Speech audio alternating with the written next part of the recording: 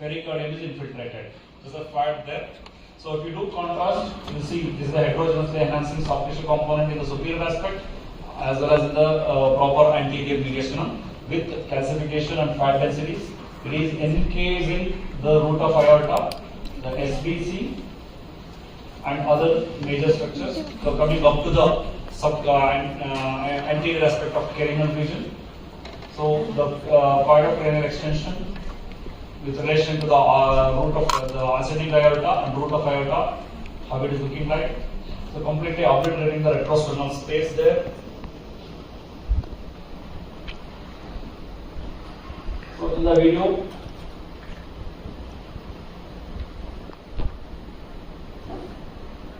these results are looking normal. Few nodes are also seen there. So a big heterogeneous enhancing mixed density lesion with solid component in the anterior and superior mediastinum with a cystic component. The lesion describe all the extension also infiltrating into the pericardium with a pericardial effusion. So this is the malignant teratoma variety. Okay. So coming to the next case, 14-year-old female, difficulty in breathing, external chest pain, non-specific symptoms again. So what do you see here? Any pathology? Oh, one of you can describe this chest radiograph? One of the final year PG just describe this.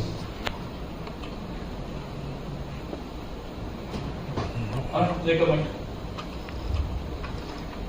Don't hesitate. You do mistake here. Nobody really worry. Okay. You also don't worry. Just describe. No issues. Describe it. You should have this experience. Okay.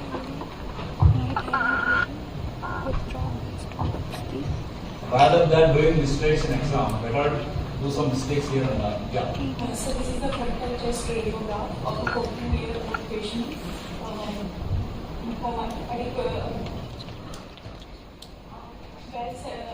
Quite mild rotated film with adequate inspiration and well penetrated film. Rotation is towards the left side. There is a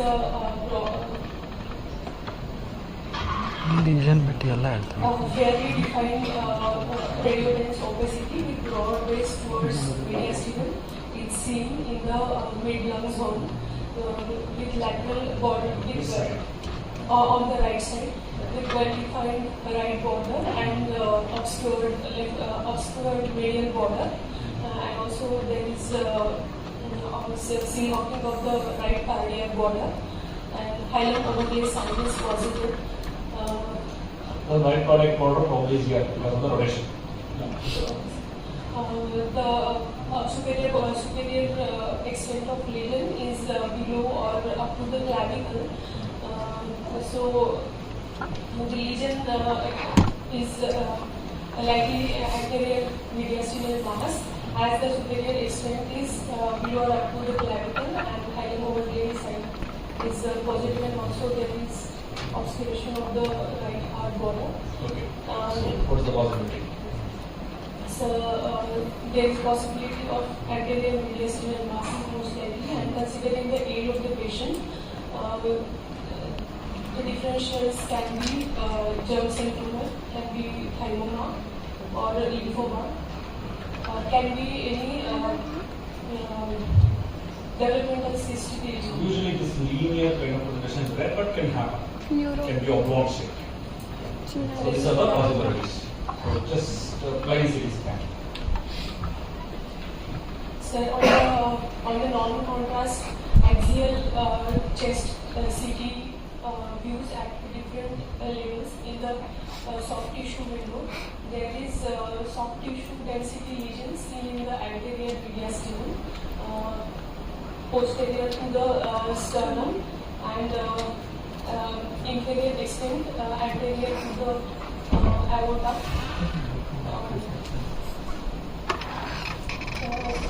The lesion is abutting the major. So next, all the descriptions in the contrast study here. No calcification, no fat density, no fatigue. Yeah, cystic also defined on the contrast. If it is visible, fine. If it is not visible, just leave it like. So in the post-contrast study, the lesion is strongly enhancing and strong homogeneously enhancing. There is low necrotic areas. Homogeneous enhancing anti-mediastinal mass. Okay. And typically in the thymic location. So what is it? So considering the enhancement pattern of the lesion, like it is homogeneous, it can be a germ cell tumor, but it is not a teratoma. It is more possibility of seminomatous germ cell tumor, and also it can be. The lesion is homogeneously enhancing. Compared to the previous images, it's homogeneously enhancing. Previous case, relatively homogeneous enhancing. Because homogeneous enhancement says that it may be a thymic tumor rather than a germ cell tumor. Germ cell tumors quite lobulated, quite big, and there more of this is just fitting into the space of thymus. Just here, trying to go out. Right? The capsule is well defined here, capsulated lesion. So this is thymic. The typical thymoma looks like this. Okay. So the germ cell tumors, they have having a lobulated markers. Calcification can be there. Such a big mass necrosis can be there. So germ cell tumors, that kind of characteristic will be there. So when you see this kind of presentation, thymic tumor. If you see similar kind of presentation with lobulation, this enhancement is quite high, and lobulation, neuroendocrine tumor can also be a possibility in adult, not in children. So this was thymic. This is thymoma. Okay. So lung some consolidation was there, not related to biopsy was done. How do we do biopsy? So in the exam, this will suggest what you are going to do next. So biopsy, CT guided biopsy from here. Here you should be very careful about the internal manometric resistance. The ICC was far behind here, so we had a good amount of window to do biopsy safely. Okay. So that's the other precaution. Chance of pneumothorax is negligible here because we are going through the tissue directly from the small. So no lung injury in lung here. Pneumothorax chance is rare, but chance of pneumothorax. Once you take out this is a coaxial needle. Through this we are going to do biopsy. Once we do biopsy, it start bleeding. It immediately get into this space. Then pneumothorax possibility is there. It is not like always not there. It can be there. Usually, such a case, such a vascular case, if you saw so much this enhancement was there. What we do, we inject gel foam, crack embolization. So put a gel foam here, come out. You can arousal the patient after 1 hour. Okay. So this was type 1. Next, 2-year-old patient with inability to walk since 15 days. Okay. Important clue here. So describe this. I think we already described this, where the mass is.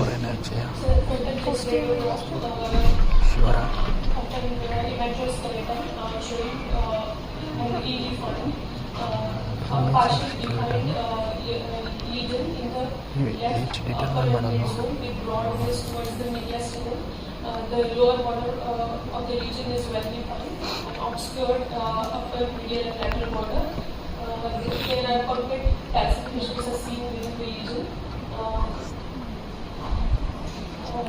There is high widening of the intercostal spaces in that particular area. Yeah, okay.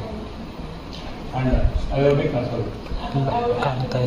Surrounding of the aortic muscle. Going above. And the lesion is going above the clavicle. So with this history, what is your possibility? Possibility posterior mediastinal mass.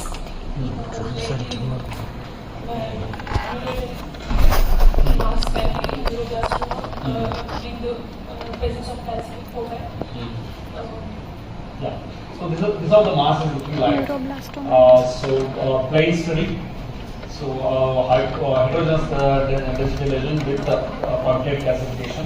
This is complete extent, quite oblong shape. That oblong shape says that it's a neurogenic tumor. Some may argue that this is in the left hemithorax, not in the mediastinum.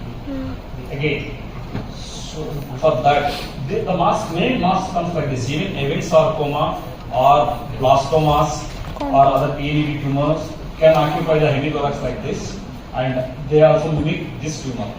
Okay, so how to differentiate that from a neurogenic tumor? You should establish a communication towards the neuroforamina. The tumor tissue should go towards that, or there should be a widening of the neuroforamina. Then only you can say that this is of neural origin. Otherwise, even a Ewing sarcoma or other round cell tumors in the chest can come in this location. That's the point to differentiate between the two. If you are not seeing that point in the given images, stick to the DDs of both. Neuroblastoma is again a round cell tumor, Ewing sarcoma is again a round cell tumor, morphology will be same. If this is well defined, then it has to be a ganglion neuroblastoma. Always not necessarily. Sometimes even a well defined margin can be a neuroblastoma. So you have a varied DDs here. Can be a neuroblastoma, can be a ganglion neuroblastoma, can be a other round cell tumors like Ewing sarcoma or pleuropulmonary blastomas. I'll show different cases, you come to know. So this is quite well defined margin. There was a communication, but in this image it was not there. They were actually proved to be ganglion neuroblastoma. Age you see here, it is 2 years again, 2 years. Still it proved to be ganglion neuroblastoma. Okay, so that overlap will be there. But as per the textbook, more than 5-10 years it's ganglion neuroblastoma. If you see aggressiveness, if it is infiltrating, it has to be ganglion neuroblastoma. There is some suspicion here. Still, so these are the DDs. So you cannot conclude, even the pathologist cannot. When we do biopsy, the representative sample what is sent, depending on that they will interpret. It can be anything at that time. When you take out completely, then only you will come to know a proper diagnosis. So in these kind of cases, you should keep wide variety of DDs. Okay, we'll go to the next one. On the fever 6 months, cough. So this is very rare case, just for the completion sake, and since it is very rare, I have put it. So heterogeneous mass in here, open kind of calcification. What it is? Hamartoma. Finally, it proved to be hamartoma, but pathologists themselves took 10-15 days to come to the diagnosis. We gave in myofibroblastic disease, but finally it turned out to be hamartoma. So this was that open kind of calcification. This is how we are done biopsy from posterior aspect. So after the complete resection, they came out with the diagnosis of hamartoma. Just for the completion sake, I put that. That won't come to your exam. If it comes, only 2 DDs for that. See, the first one, they call it as spindle cell tumor. Spindle cell tumor is completely different from hamartoma and IMF. Then they call something else. Finally, they concluded it as hamartoma. Okay. So 1-year-old female breathing difficulty. So 1-year-old, you have left heavy thorax mass. Something, there's something is going towards this, and sorry, not in this. Okay, there is a rib related issue is there, correct? So rib modulation is there, some sclerosis, some lysis. So heterogeneous lesion, some rib lysis. What is the possibility? It goes more towards Ewing's, but even a neuroblastoma can cause this. If you don't establish a communication into the spinal canal, it can even be a neuroblastoma. This turned out to be a malignant round cell neoplasm, Ewing sarcoma. So when you have this one possibility, you should keep Ewing's tumor. If you have a communication with established towards the neuroforamina into the spinal cord, the DDs becomes ganglion neuroma, neuroblastoma, ganglion neuroblastoma. These two are the DDs. So three different DDs, similar kind of picture. So post resection, this was the residual tumor. This is how the rib was looking like. So we'll go to the next case, 3-year-old.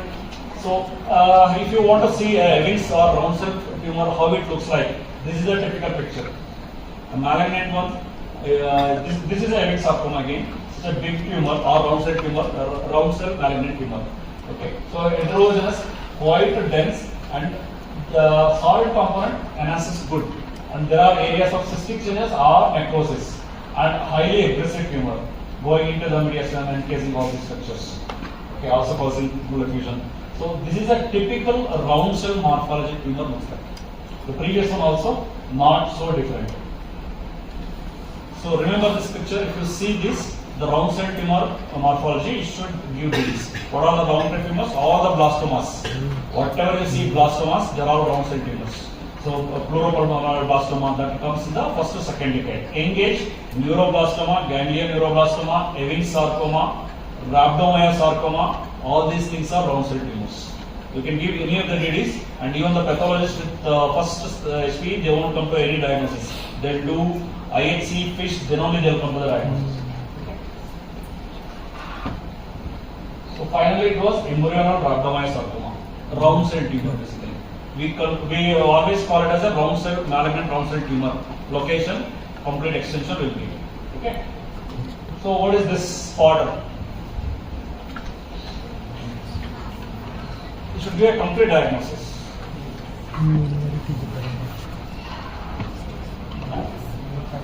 Huh? Why neuropathy?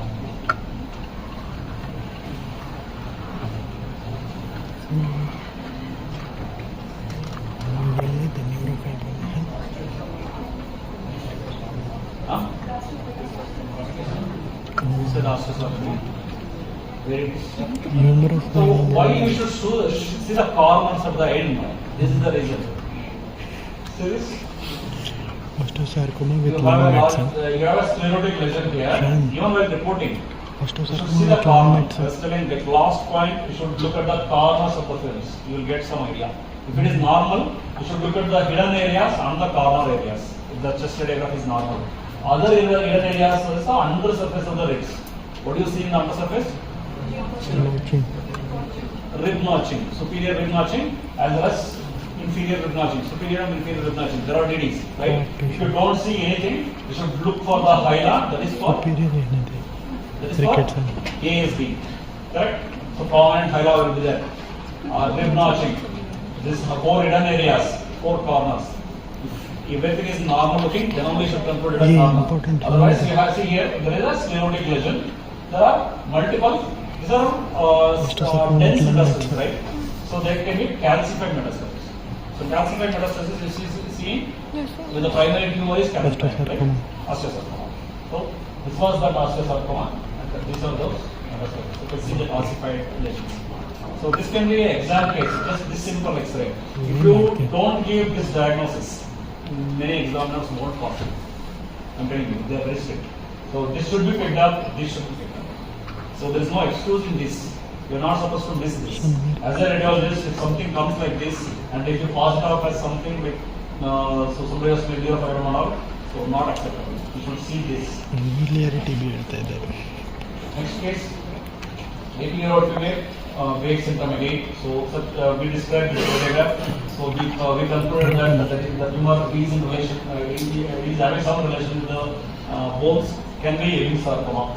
So that's what we thought. So that's how the review is looking like. This is the picture of Crohn's syndrome.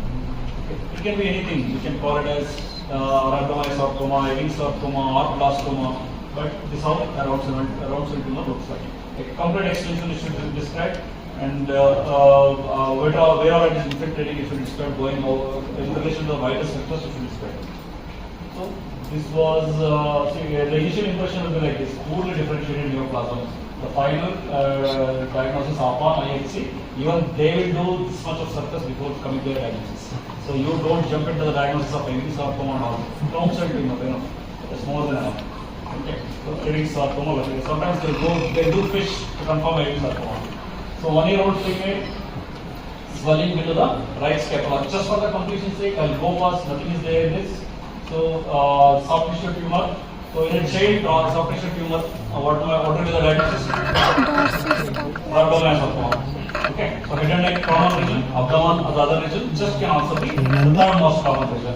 So this kind of presentation can be rhabdomyosarcoma. You need to be very careful. You cannot neglect it, some hematoma, something like that. So whenever you see in a children like this, you need to be very careful. At least you should raise a suspicion. So this turned out to be, I think, so this was turned out to be rhabdomyosarcoma. So 2-year-old maid swelling in the left upper back. Swelling in the left upper back. If you just rush through without history, you are going to miss this asymmetry, right? There is some asymmetry here. Probably this was missed like this, maybe when this was the ultrasound. When the MRI was done, this is how the tumor was. Okay. Restriction is there here. So this turned out to be spindle cell neoplasm, I think rhabdomyosarcoma. So soft tissue tumors, rhabdomyosarcoma. So another tumor here. Any specific finding? Posterior mediastinum. The reason is aortic knuckle is not seen. Widening of the ribs, some erosion, some remodeling happening here. Correct? That can be posterior mediastinum. Sometimes you may go wrong. Okay. Sometimes you think that it is posterior mediastinum, it can be anterior mediastinum. That's okay. Sometimes the mass mimic like that. So progressive in a month. So here you have a posterior mediastinal mass, predominantly in the left hemithorax, probably going into the canal here widened. So that it should be you should see in a series of images, not in the static image. Heterogeneous enhancement. So what can be this? So we have gone through certain DDs. What can be this one? Round cell tumor. Can be neurogenic tumor. In that case, what it can be? When you say a round cell tumor, schwannoma is out. Schwannoma and neurofibroma are out. Okay, so they are not round cell tumors. Round cell tumors are neuroblastoma, ganglion neuroblastoma. Okay, those two are round cell tumors. Others are Ewing's, rhabdomyosarcoma, blastomas. Fluorotumoral blastomas. These are the round cell tumors. So this heterogeneous enhancement increasing the vessels here, quite aggressive, isn't it? What it can be? So there are some suspicion that it is going towards, here also you can see, going towards the neurophenomena. Neuroblastoma can be a possibility. Usually neuroblastomas, they will come in this region, pre-paravertebral location, but also can come like this. So we have seen neuroblastoma, ganglion neuroblastoma, Ewing's sarcoma in the similar manner. Correct? So they are closed DDs. It's very difficult to differentiate all the three. In this, there is some rib erosions also here. If you want to, I think we don't have time, we'll move. Lung window, the guided ultrasound guided biopsy was done for this. Morphology favors neuroblastoma. So we saw neuroblastoma, ganglion neuroblastoma, other round cell tumors like Ewing's sarcoma and rhabdomyosarcoma. So all those can come in the similar way. 3-year-old. So there is some lobulated mass here. This is the mass. Something is going in. Some suspicious thing you can see here. So what it can be? Sorry, 3-year-old. 3-year-old. So what are the possibilities? No rib changes. Going into the neurophenomena. What is the possibility? Neuroblastoma, neuroblastoma. These are the two possibilities. What of this turned out to be ganglion neuroblastoma. Okay. So this is the exam case again. I have hidden the history. So just spot it. What is the diagnosis? Just a spot. Not needed. Just a spot. Huh?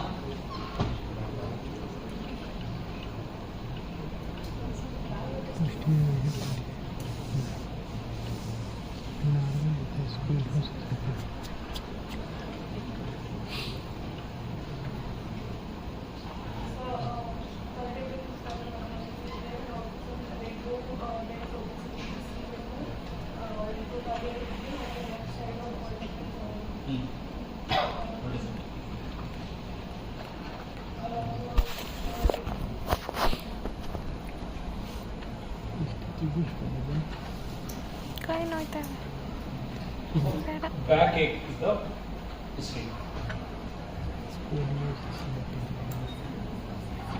You should use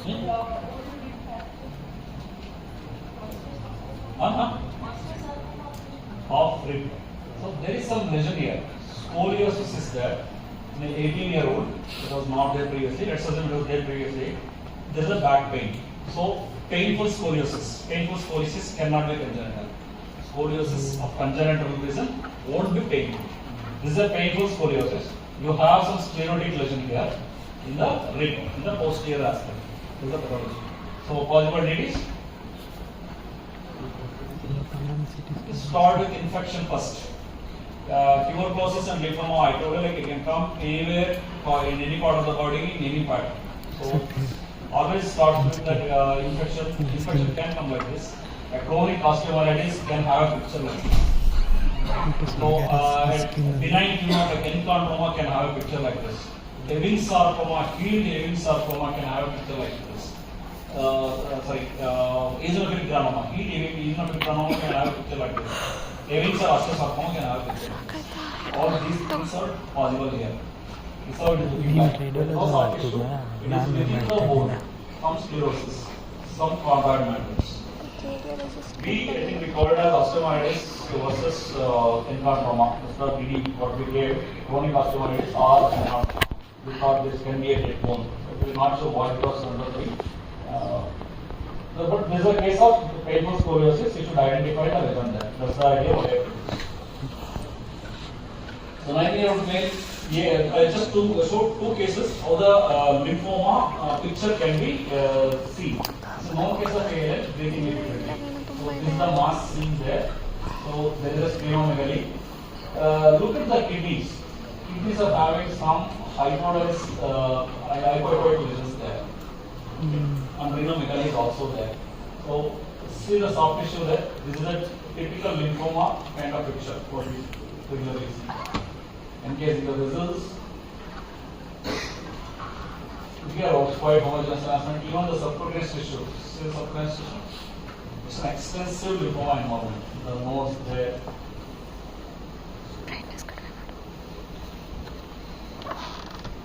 See the soft tissue there.